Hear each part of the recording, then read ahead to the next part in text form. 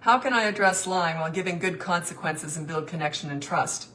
The connection is done through your rule and your consequence. That's the connection.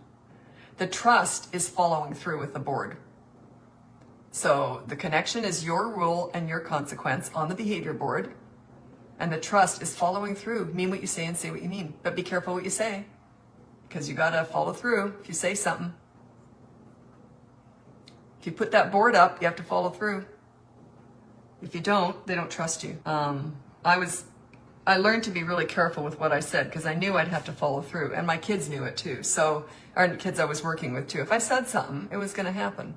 I was just careful with what I said. And I don't tend to do threats. I let kids jump through the hoop and then I deal with it. What I mean is I let them commit the crime and then I deal with it. I don't try and prevent it. That's micromanaging. I don't want to be disciplining kids.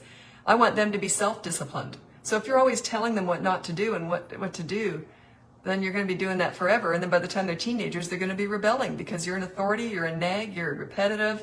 They just won't respect you at all. So that's why I just let kids make their own mistakes. I always said it's your choice. You can either follow the rule or not. I'm not going to tell you what to do. That's your responsibility. My kids got that by about 3. They understood that. They understood I was never going to try and stop them from doing something. I was going to let them do it and then I'll deal with it. So they learned they had total control over their own lives. They understood that from a really, really little age, far younger than I thought.